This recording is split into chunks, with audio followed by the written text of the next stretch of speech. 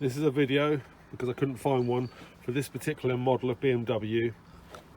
I think it's an E91 Msport. The difference being the trim hasn't got a plastic trim along the bottom edge, which they show on a lot of the videos, and it does look like this on the controller, which is inside. I've already done it so to make it speedier for the video, so I'll explain what I did. Basically, when you've got your panel on the top panel unclips. When you pull it out with just a plastic tool, trimming tool, it will pop out. But at the end, there's a little clip on the side here, which is a square clip. You have to force it inwards and pull it outwards like a hook, but it will be obvious when it pops forward.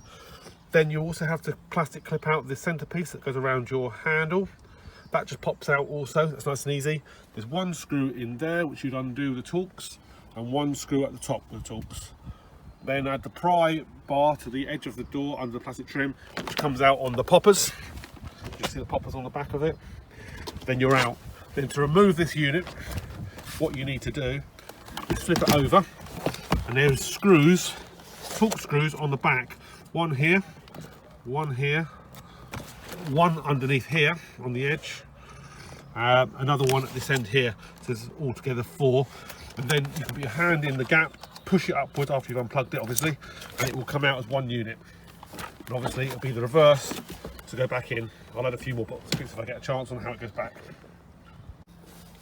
So looking at the back, this is a long screw. This one here is also a long screw on this one here. So those 2 are long. Then you've got one down there which is a short screw, and that one there which is a short screw, and that's what holds the switch on the back of the panel.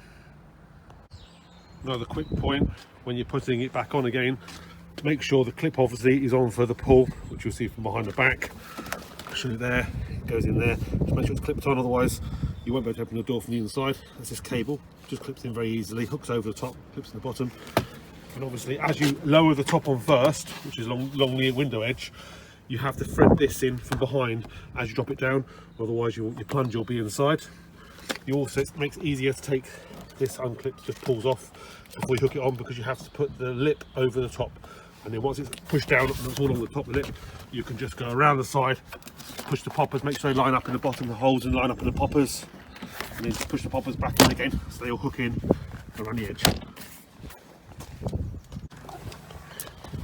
Let's take this trim off, get the plastic tool, start at one end, work your way along, shoot it to pull out.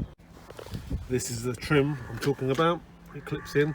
It's got a little spring clip at this end, and it's got an L-shaped clip at this end. So when you put it in, obviously it won't go straight back in because the clip. So you have to push this clip in first, slide him back, and then push him in here.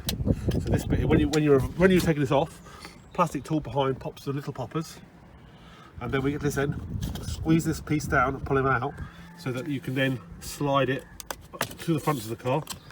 But it comes out, it's not going to come out now, slide out to the front of the car, so it slides out and comes out. You can't just pull it out. That's how it goes.